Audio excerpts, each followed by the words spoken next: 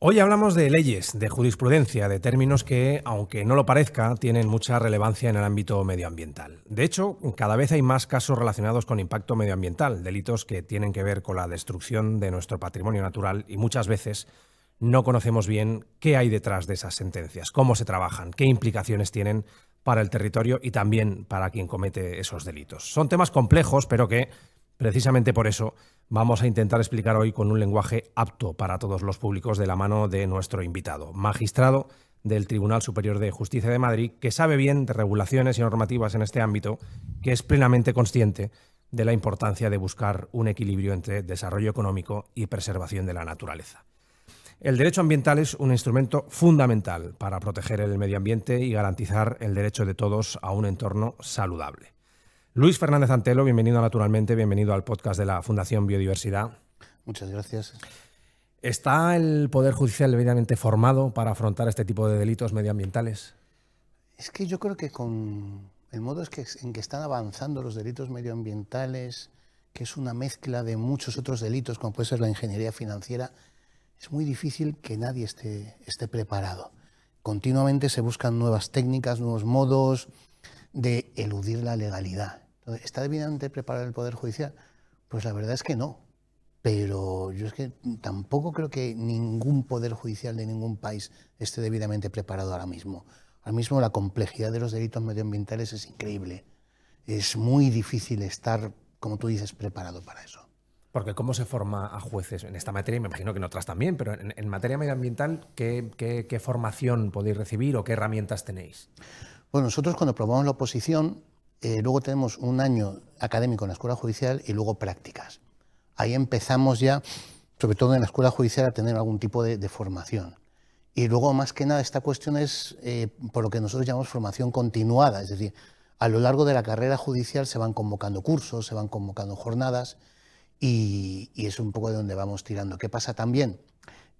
Vamos formándonos también según vamos eligiendo los campos donde vamos a trabajar. Los jueces podemos ser de lo civil, de lo social, de lo contencioso, o de lo penal. Entonces, según cada una de las cuestiones, vamos poco a poco también formándonos y también ten en cuenta que claro, nosotros somos jueces, pero los abogados también tienen la función y la obligación de defender. Entonces, ellos son los que también tienen que preparar los asuntos como para traernos toda la información para que nosotros podamos resolver.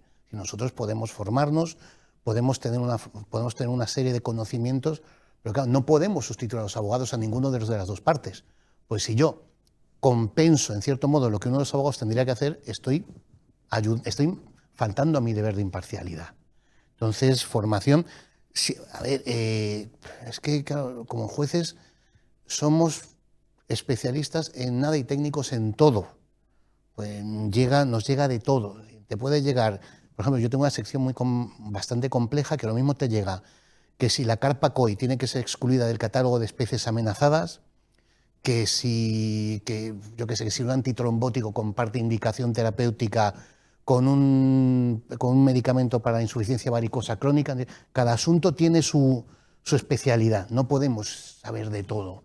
¿Qué tenemos? Herramientas para poder informarnos, herramientas para poder acceder, herramientas para una formación básica y luego, claro, la función de cada uno de los abogados de las partes.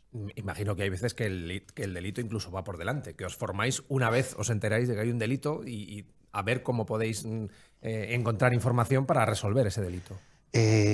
Sí, es que, curiosamente ahora, las infracciones medioambientales, digo infracciones no delitos, porque tú tienes delitos, que sería derecho penal, pero también tienes infracciones que entran dentro del derecho administrativo. Y luego tienes una serie de colateralidades o defectos que repercuten en derecho civil y en derecho laboral. Entonces, claro, los delitos, nosotros vamos a entrar después de que se han cometido. Ojalá pudiéramos entrar antes, pero bueno, entonces sí nos toca un poco lidiar con cada presupuesto concreto. Y cada presupuesto concreto, ya te digo, es que ahora mismo todo lo que son delitos medioambientales es que ya no es como hace 20 años. Son verdaderos grupos internacionales con unos conocimientos y unas técnicas impresionantes.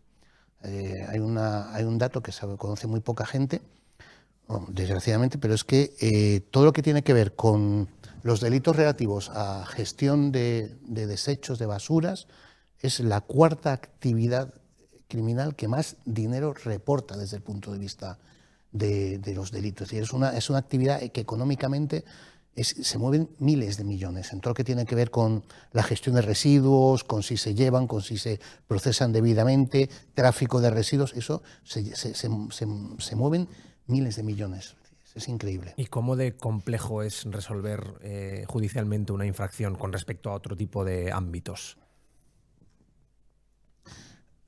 Es que ya te digo, lo más complicado es que se mueven muchos aspectos distintos. Tienes el aspecto estrictamente ambiental, tienes el aspecto civil, tienes el aspecto, claro, por ejemplo, es que hasta con parques eólicos, ahora los parques eólicos tienen muchas complejidades que tienen que ver con especies que pasan por esos sitios, que tienen que ver con protección de contaminación acústica, vibraciones, alteración de ecosistemas. Entonces, la complejidad es extrema, y luego tienes todo lo que tiene que ver con la financiación, con la ilusión de la financiación, con la gestión de subvenciones tanto correctamente como especialmente incorrectamente. Son cantidades, son campos, el medioambiental, que actualmente mueve tanto dinero, pero no solamente en España, sino a nivel de Unión Europea, porque preocupa tanto precisamente, claro, que es un campo que desgraciadamente atrae tanto a la gente honesta como a la gente pues no tan honesta. Entonces, una infracción medioambiental, sea contencioso administrativa, sea penal, va a tener una perspectiva económica, pues se hacen estructuras societarias, se hacen sociedades pantalla en paraísos fiscales para limpiar dinero, tiene que ver con cuestiones de adquisiciones de terrenos, tiene que ver con derechos preferentes y con licencias administrativas, tiene que ver con todo lo que tiene que ver con hitos de declaraciones de impacto ambiental. Es que es increíble, yo creo que es el campo ahora mismo más complejo que hay. Y a la hora de resolver, es una pregunta tonta, pero para conocer un poco qué es lo que se tiene más en cuenta, el impacto sobre el territorio, sobre las personas, si es un proyecto económicamente muy potente, si el impacto sobre la biodiversidad del terreno, se tiene en cuenta todo, lógicamente, pero ¿hay algo que prime más? A ver, esto es una cuestión muy jurídica. ¿Por qué? Porque claro, en cuanto nos encontramos ante el campo del derecho penal, claro, el campo del derecho penal se mueve con las garantías del derecho penal, entre las que están la presunción de inocencia y el indubio pro reo. Es decir, si vamos a derecho penal estricto, ahí todo se mueve ahora mismo con la garantía de los derechos y de la libertad del infractor. Estamos, afortunadamente, en un sistema democrático en que, si nos metemos estrictamente en derecho penal, claro, aquí no se trata de desmontar la presunción de inocencia que asiste a toda persona acusada penalmente. Entonces, ¿qué se ve? Vamos a ver, si nosotros viéramos solamente los resultados, estaríamos castigando por el resultado y no estaríamos teniendo en cuenta las circunstancias de la actuación de la persona. A ver, esto que suena así, que parece injusto, es la conclusión de una serie de victorias en materia de garantías, desde el punto de vista de la protección de los individuos. ¿Qué ocurre? Pues que lo que vamos a tener es una especie de necesidad de equilibrio entre proteger las garantías de toda persona que se somete a la jurisdicción penal, lo que os he dicho, presunción de inocencia, indubio pro reo, audiencia de contradicción, derecho de defensa, y proteger el medio ambiente, que es un bien de todos. Y ese es el problema. Entonces, ¿qué es lo primero que un juez ve? Pues lo primero que un juez ve es el tipo penal concreto, es decir, qué actuación se castiga concretamente. Luego, que se ve si esa actuación puede ser solo cometida intencionalmente o también puede ser cometida por imprudencia. Ahora mismo se está hablando mucho hay una directiva de la Unión Europea que España, bueno, igual que todos los países, tiene que implementar, que meter en su propia legislación, en que se maneja un poco el delito de ecocidio. Bueno, el delito de ecocidio es jurídicamente muy similar en cuanto a cómo es al genocidio. Pero claro, una cuestión muy importante es, el ecocidio tiene que ser necesariamente voluntad, es decir, tiene que ser con intencionalidad, o puede haber un ecocidio negligente, involuntario. Por ejemplo, estuve hace poco en Bratislava en unas jornadas y, claro, pues había un compañero ucraniano que le preocupaba mucho esto. Decía, pero claro, es que se está cometiendo ecocidio. Pero claro, no sabemos si el ecocidio todavía, que es un ilícito que ahora mismo está empezando a surgir como consecuencia precisamente de la capacidad de las armas de destrucción que tenemos ahora. Claro, se puede cometer un ecocidio por negligencia o tiene que ser necesariamente un deliberado intento de establecer un plan para hacer desaparecer una especie o un ecosistema. Esto está pasando, por ejemplo, también con todo lo que tiene que ver con la Amazonía. Estuve en diciembre con una cuestión de unos programas de cooperación y es que es increíble, yo volví con faringitis por todo el polvo en suspensión de todos los incendios que está habiendo. Entonces, ¿qué se tiene en cuenta? Pues se tiene en cuenta sobre todo la acción del infractor. Es decir, primero, si ha habido una intención, si ha habido una negligencia, si la negligencia ha sido leve, si la negligencia ha sido grave, si él conocía las consecuencias o si te podía haberlas conocido. Se tiene en cuenta si tenemos una persona que es capaz de conocer la antijuricidad, lo ilícito de sus actos. Por ejemplo, obviamente, y esto también es una conquista del derecho de este siglo, no se puede castigar igual a una persona capaz que, por ejemplo, a una persona de capacidades diversas, como puede ser a una persona con Down, ¿no? Y eso, insisto, son grandes conquistas del derecho actual. Entonces, los resultados, más que en la catalogación del ilícito o del crimen o del delito, tiene que ver con la penalidad, con que ese delito sea cualificado desde el punto de vista de la pena que se va a imponer o no. Ahí sí hay una especie de acuerdo en que una circunstancia que existe siempre es el daño que se ha causado, el daño para el medio ambiente, el daño para las personas, las consecuencias, la posibilidad de que ese ecosistema se vaya a poder, o esa especie se vaya a poder salvar, regenerar. Entonces, eso sí es importante a la hora de determinar si una pena va a ser menor o mayor. Y ahí sí. ¿Qué ocurre también? Estamos en un campo que está plagado de lo que nosotros llamamos conceptos indeterminados. Es decir, se castigará más si se causa un daño sustancial. Vale, pero ¿qué es un daño sustancial? Es muy subjetivo también. Es absolutamente subjetivo, ¿verdad? No es lo mismo un daño. ¿Qué parámetro utilizamos para conceptuar un daño de sustancial? Porque a lo mejor 2 hectáreas en un desierto no es lo mismo que 10 metros cuadrados en un microsistema, en los jameos del agua en Canarias. Es decir, que un daño en 5 metros cuadrados puede cargarse una especie que vive en una pequeña cueva, y un daño de 2 hectáreas pues puede ser no tan sustancial. Entonces, claro, entonces, ¿qué pasa? Cuando nosotros tenemos duda, cuando un juez tiene duda, tenemos un mandato constitucional en derecho penales. Ante la duda, absuelves. Es lo que se llama el indubio pro reo. La gente piensa que nosotros podemos disponer de eso, que es una cuestión que está a disposición del juez. No. La Constitución, como todas las constituciones democráticas, garantiza... En caso de última instancia, cuando... Si en última instancia, si tú tienes duda, más vale un culpable en la calle que un inocente en la cárcel. Y eso ya te digo que muchas veces la sociedad piensa que eso es una facultad nuestra, como si nosotros pudiéramos perdonar o absolver. No, no, no. Está en todas las constituciones democráticas. El principio de indubio pro reo está en todas. Entonces, claro, eso también es una cuestión que cuando dudas, si tienes esa duda, pues tienes que optar por absolver y archivar, ¿no? Entonces es eso, estamos con un montón de conceptos muy... no diré subjetivos, pues no son subjetivos, son conceptos demasiado genéricos, son conceptos todavía muy indeterminados, que no solamente están en la legislación española, que están en la legislación europea. Daño sustancial, daño irreparable es un concepto menos abstracto, por eso cantidad importante, es decir, son conceptos que te lo va a dar cada caso y sobre todo cada ecosistema o cada especie que se vea afectada. Ya te digo, por ejemplo, los jameos del agua tienen un ecosistema mínimo. Tú no puedes utilizar parámetros de superficie. Al contrario, puedes utilizar, en cierto modo en que puedes usar parámetros de superficie, no vas a usar parámetros de entidad de ciertas especies. Entonces, claro, cada asunto tiene su especialidad. Con la cantidad de aspectos también subjetivos que hay en este tipo de infracciones, ¿cuán de importante es meteros en la mente del infractor o no? ¿O os abstraéis de eso y no pensáis, si yo hubiese sido esta persona? No, ahí no.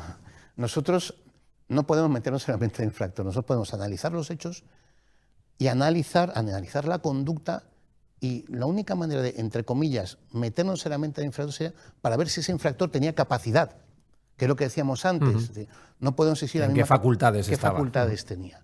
O sea, hay gente pues, que no... Son cuestiones, sobre todo, de patología psicológica, patología psíquica. Claro, no es lo mismo cometer un delito. Ahí nos centramos también en lo que se llaman las atenuantes y las eximentes.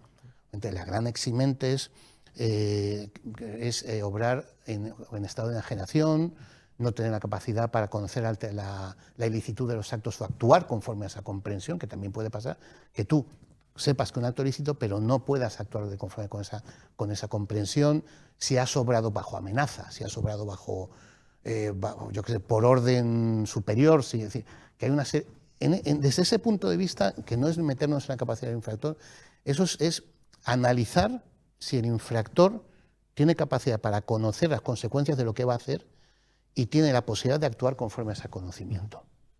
Entonces, esa es la cuestión. Nosotros lo que vamos a ver va a ser la actuación, va a haber una investigación previa, pues en todo ilícito hay lo que se llama una instrucción, que es una investigación, y una condena o una absolución que lo va a llevar a cabo un órgano jurisdiccional o un órgano sancionador distinto para evitar que incluso que estemos un poco parcializados o subjetivados por lo que hemos visto en la investigación. Y hablabas antes del tema de los residuos, pero ¿qué otros ámbitos o sectores, teniendo en cuenta la cantidad también de sectores que se han incorporado a lo que llamamos medio ambiente en general, energías renovables, parques eólicos, decías tú antes, ¿qué ámbitos de unos años hacia aquí son los que más llegan a los juzgados? A ver, llega mucho cuestión de aguas. Antes, pues tú te dedicabas a la agricultura y hace 40 años tenías una pequeña granja. Purines, lo que son los residuos, eran pocos. Ahora, ¿qué ocurre? Con todas las macrogranjas, con todas las explotaciones hechas para abastecer a comunidades, a ciudades, incluso a países, unido a la globalización, pues tenemos, por ejemplo, todo lo que tiene con la contaminación del agua. Tenemos lo que tiene que ver mucho, fíjate, con la globalización. Todo lo que tiene que ver con vertidos, por ejemplo, de buques en alta mar. Muchas veces lo que hacen es esperan aguas internacionales y sueltan lo que se llaman los entinazos, más allá de los accidentes, que ya te digo, puede que, por ejemplo, un accidente que conlleve un vertido de petróleo pueda no ser deliberado, pero puede haber una negligencia importante. Y ahí, si me permite la expresión, va para adelante la cosa. Pero vamos, vertidos, entinazos, todo lo que tiene que ver con polución. Por además, que otra cuestión es que son delitos que muchas veces son delitos metanacionales, transnacionales. Fijaros, ahora está el problema de la India y Pakistán con la contaminación, que es curioso, pero son dos países que siempre han sido, pues no han estado en la mejor de las relaciones. Pero ahora, curiosamente, se han visto obligados a colaborar, porque claro, la contaminación, el aire no conoce de fronteras. Entonces, delitos ahora, pues ya tengo aguas, lo de las basuras es algo, lo de los desechos es algo increíble, hay un contrabando increíble.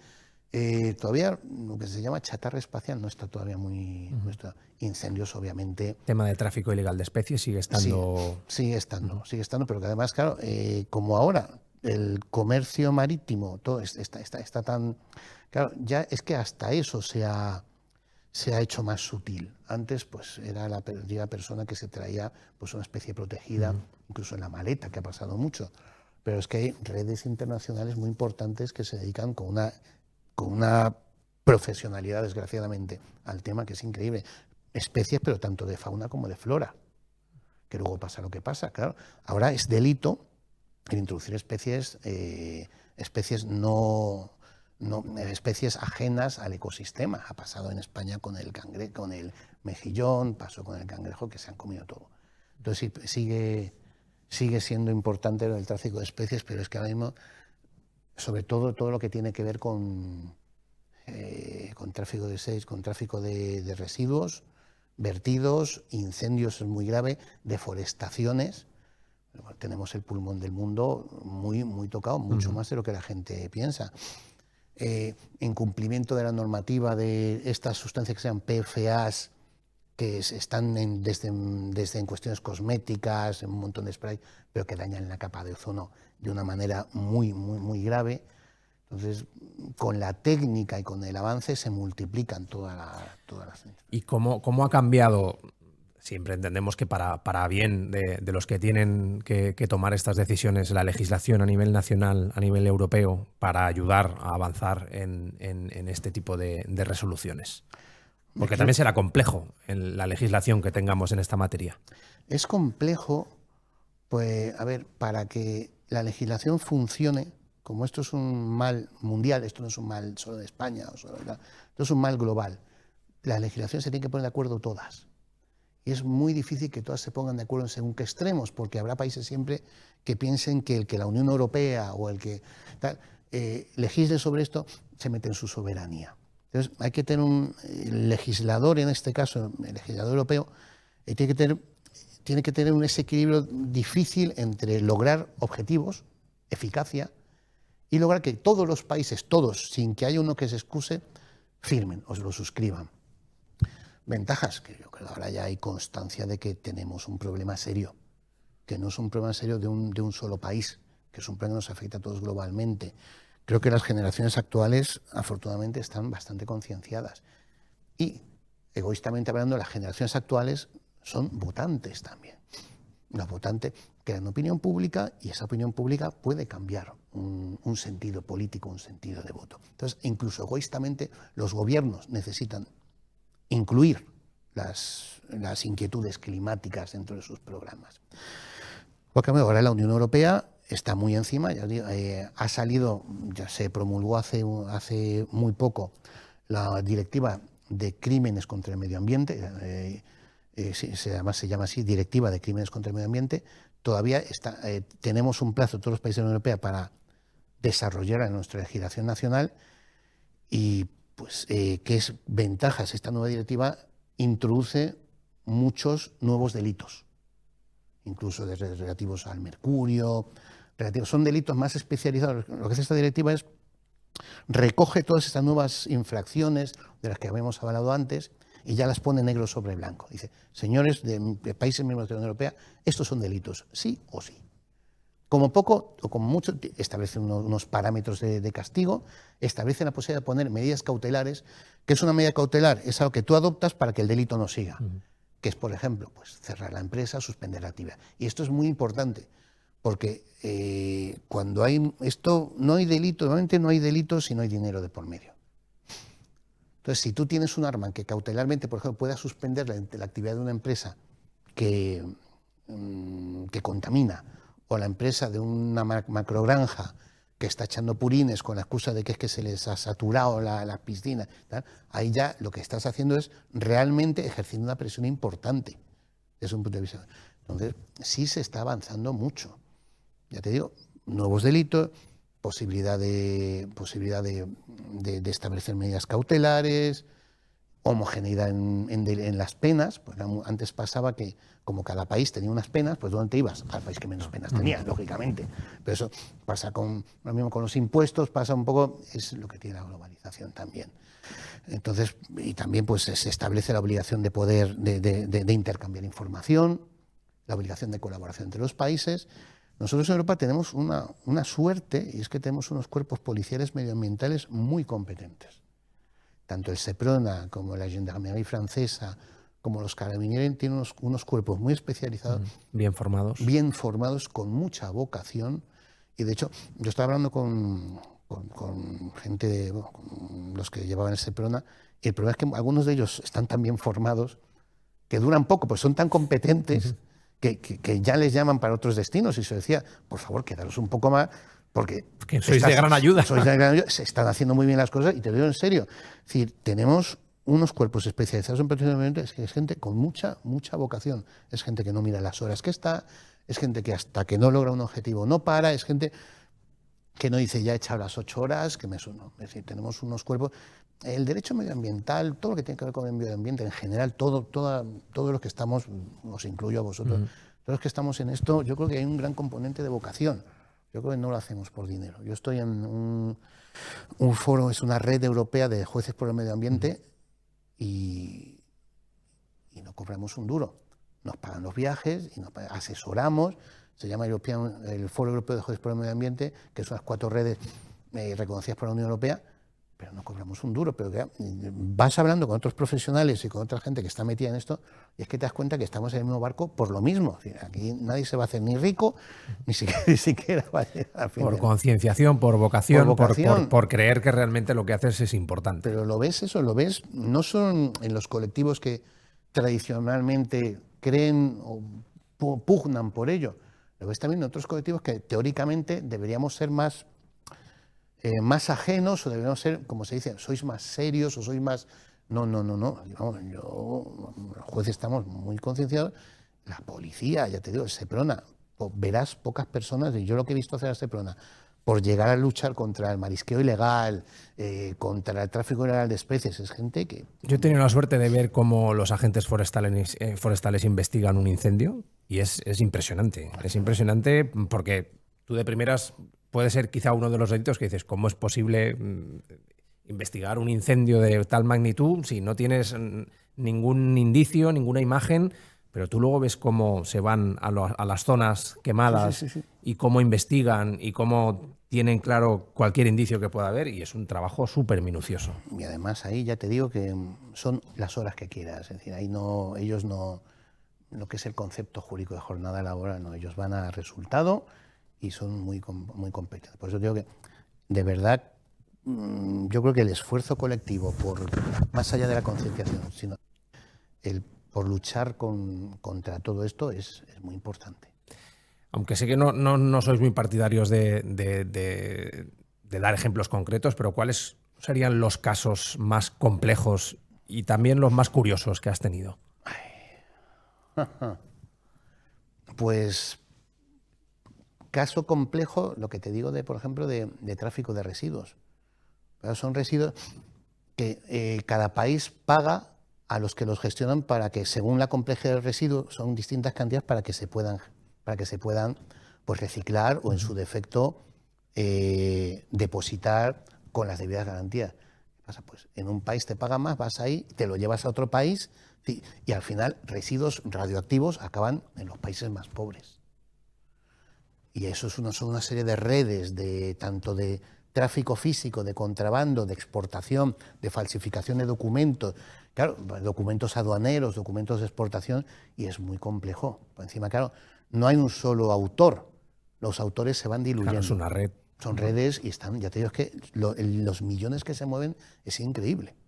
Es la cuarta actividad criminal que más dinero reporta al mundo. Estamos hablando nivel casi de tráfico de drogas, nivel casi de tráfico, trata de personas, etcétera, etcétera. ¿Y cuál es la clave para poder atajar eso? Porque si se sabe que es que mueve tanto dinero, que tienen tantas trampas que poder ponernos... Estamos todos en ello.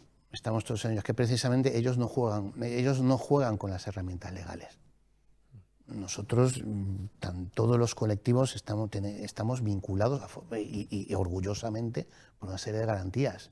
Si, por ejemplo, para que alguien entre en una casa necesitas un auto debidamente motivado, que justifique, que establezca que esa medida es necesaria, que no existe otra medida alternativa menos gravosa para el derecho a la intimidad. Nosotros jugamos, de hecho muchas veces pasa, un poco, es el ejemplo un poco de las películas. Cuando tú pillas a una persona de estas con las manos en la masa, no te va a negar que lo ha hecho, o te lo va a negar, pero es evidente que lo ha hecho. ¿A por qué va a ir? Va a ir a por el defecto formal, va a ir a por el plazo que no se cumplió, va a ir a por la cadena de custodia. Y claro, a ver, como se mueve tanto dinero, los abogados que se cogen son muy expertos. Son unos cracks. Es decir, a mí me han impugnado la resolución de unas imágenes satelitales. Entonces, ¿tú qué pasa? Tú puedes estar preparado en general para muchas cosas, pero si te viene un abogado y te empieza a impugnar la resolución de unas imágenes satelitales desde el punto de vista de que hace unas tal, la segunda pasada del satélite produjo un error, primero te echas a llorar. Y luego, cuando te has quitado las lágrimas, dices, a ver, ¿por dónde acometo esto? Pero claro, ellos tienen todos los medios, tienen todos los abogados, tienen todos los peritos, tienen todos los expertos. Yo estoy en un órgano especializado y yo tengo que dictar unas 20 y pico sentencias al mes. ellos tienen meses para un solo asunto. Tienen millones para... Juegan con que tienen dinero, con los plazos, con... Claro. Entonces, claro, ellos van a ir a ese defecto, ellos van a ir a que se rompió la cadena de custodia, ellos van a ir a que cuando se entró en la granja o cuando se entró en el depósito de material de mercurio no se cumplieron todos los requisitos, a que en vez de 8 policías entraron 10 y eso anula la entrada, con lo cual se anulan todas las pruebas y como se anulan todas las pruebas, se va a la calle.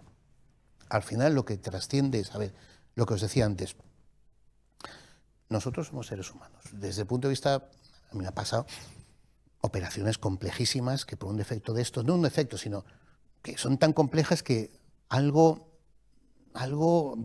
puede encontrarse, pero una cosa de estas, un día, que en vez de 8 fueron 9, que los medidores, que uno de ellos estaba cascado, que no estaba debidamente afinado. No, el trabajo del abogado es ese, buscarle el resquicio. Abogado, efectivamente, yo admiro, cuando te llega un abogado esto, dices, tienes una cierta, dices, mira, que ha hecho su trabajo, ha hecho su trabajo y lo ha hecho bien.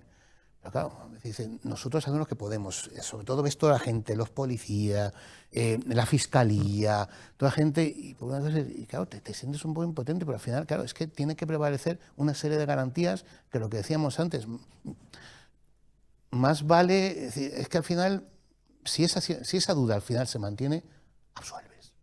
Al final son las garantías del Estado de Derecho.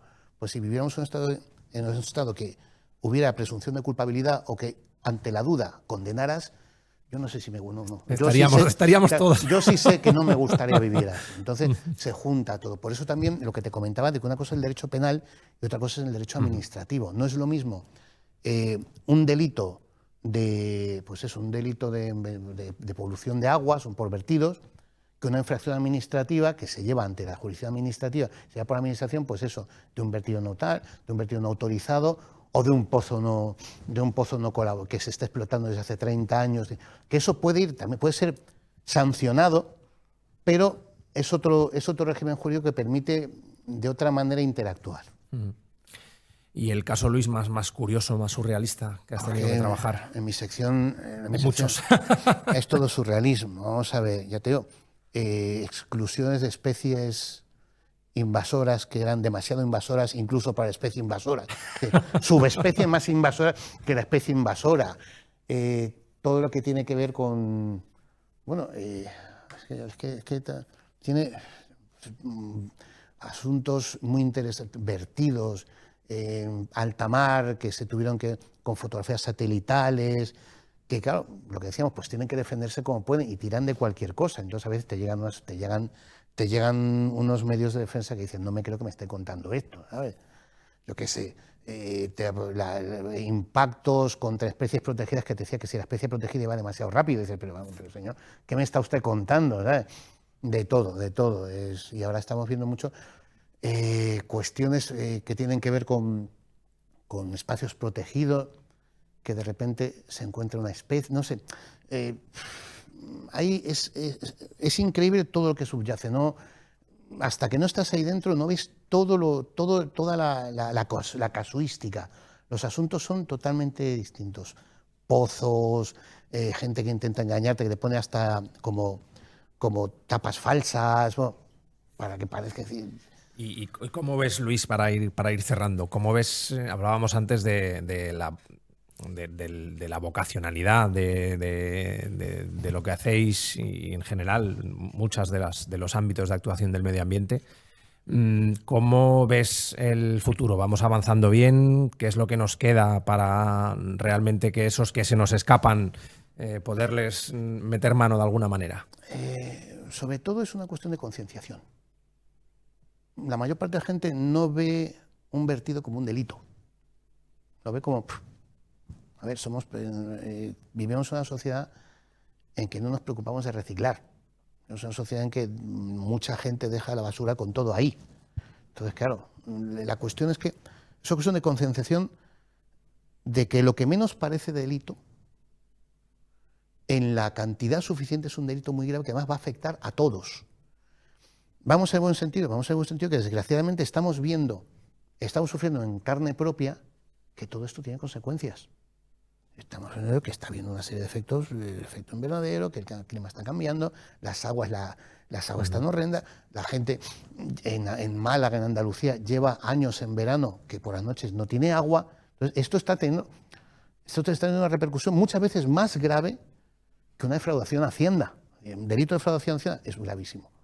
Pero es que los delitos medioambientales son delitos y están introduciéndose porque las repercusiones son para todo el colectivo. Y además no son solo para la sociedad entendido como un concepto, como un colectivo humano, son para todas las especies, es para todo el clima, es para todos los ecosistemas, y es que eso sí repercute. Entonces, vuelvo a hacerme la pregunta, ¿estamos yendo por el buen camino? Estamos empezando a ir por el buen camino, pero esto pasa por que el hecho de que haya una multitud de delitos medioambientales sea porque la sociedad exige que como consecuencia de la gravedad de estas actuaciones, esto tiene que ser castigado. Estamos mucho mejor que hace 10 años, sin duda, pero esto tiene que pasar porque la gente vea que lo que decíamos antes perdóname porque esté tan con lo del tráfico de residuos, pero es que es una cuestión, fíjate, que lo que más concienció a la gente de lo del tráfico de residuos fue la película de Gomorra. Es decir, vivimos en una sociedad en que te conciencia más una película que todo. Bueno, pues nada, pues hagamos más películas. Exactamente, pues tiremos de eso para... Pero es que eso es real. No deja de ser otra herramienta. Efectivamente, eso es real. Esos tomates que el actor tira porque están justo, o sea, encima de un lecho lleno de sustancias radiactivas, eso está pasando. Y encima está pasando, desgraciadamente al final siempre pagan esto los más pobres. Todo esto son cuestiones que nacen en los países ricos y que al final se llevan los países más pobres. ¿Por qué? Porque están pagando a los 2 o 3 políticos o dictadores de turno, pues sale mucho más barato pagar a 2 o 3 dictadores o a 2 o 3 líderes, entre comillas, que pagar a una sociedad porque recicle, porque cuide su agua, etcétera, etcétera. E insisto, sí estamos yendo por el buen camino. Se precisa bastante y sobre todo se precisa una concienciación global, pero tanto de la sociedad como de los que llevan esta sociedad. La lucha contra todo lo que tiene que ver con delitos pasa porque hay colaboración internacional. Pues el medio ambiente no conoce de frontera. Antes tú, pues yo qué sé, lo que vemos a Sebastián, tú persigues a un malo, entre comillas, pasa de la frontera y el malo se queda ahí y se ríe. No, aquí no. Aquí una fuga de gases, una fuga radioactiva, no se queda en la frontera. Entonces pasa por eso, mientras que no existe una concienciación. Pero a la vez esto pasa también porque tenemos que desarrollar los países que no están en desarrollo. Y eso... Sí, es un poco lo que decías. Si al final lo que estamos consiguiendo aquí lo perdemos en un país a 10.000 kilómetros de distancia, pues no estamos haciendo las cosas bien. No estamos haciendo las cosas bien para nada. Así ya te digo, hay una serie de intereses económicos muy importantes que tiene un montón de profesionales, de ingenieros financieros como yo de tal, que todo esto lo tienen mucho más estudiado con nosotros, los jueces, la policía, podemos hacer lo que podemos. Y de verdad te garantizo que sí existe una inquietud, y sí existe, pues la que tenéis vosotros, la compartimos todo, y es una inquietud que se traduce en trabajo. Es decir, echamos horas todos y intentamos hacer lo mejor, pero tiene que existir todavía más conciencia y que esa conciencia se traduzca en mecanismos capaces de, a su vez, convencer al legislador, que es el que al final, una de las garantías que tienen las democracias, que el juez está vinculado por la ley. Yo no puedo salirme por la ley, de la ley. Y eso es la garantía de cualquier Estado de Derecho. Es decir, el juez no puede hacer más que lo que la ley le permite. Por eso lo que hay que hacer es convencer al legislador para que cambie. Hay que hacer buenas leyes. Para hacer buenas leyes, para hacer leyes eficaces, y se pueden hacer leyes eficaces que respeten los derechos de todos y de todo. Si se pueden hacer leyes eficaces que respeten los derechos de la gente, de los ecosistemas y de las especies. Y no hace falta irse a conceptos extremos. Existen muchos estudios, existen unos, como vosotros, existen unas instituciones especializadas en arrojar pues, datos, informaciones exactas con las que se puede hacer, y ahora con la inteligencia artificial, con los algoritmos, con todo lo que tiene que ver con los mecanismos de riego, es que sí se puede, por lo menos aquí, y es un poco lo que yo sí, a mí me gustaría un poco, decir, esto es una cuestión de que nos concienciemos todos lo suficiente como para que los que realmente pueden vean que existe una mayoría que lo que quiere es que se tomen medidas. Pues creo que, como dices, efectivamente vamos por el buen camino y prueba de ello, también lo has comentado en esta charla, es que las generaciones actuales, las que vienen por detrás de las nuestras, ya están más concienciadas, ya tienen esa conciencia del impacto que pueden generar sobre la naturaleza de todas sus acciones, y eso pues ya es algo que hemos ganado respecto a nuestras generaciones. Pues Luis Fernández Antelo, magistrado del Tribunal Superior de Justicia de Madrid, ha sido un gusto tenerte, porque además es un tema que no habíamos tratado todavía en este podcast, que era interesante conocer además de una persona que tiene bastante pedagogía contando estas cosas, que también es importante, y espero que hayamos ayudado también a que la gente que no está metida en estos temas entienda un poco más la complejidad, pero también la función que hacéis desde la magistratura en estos temas.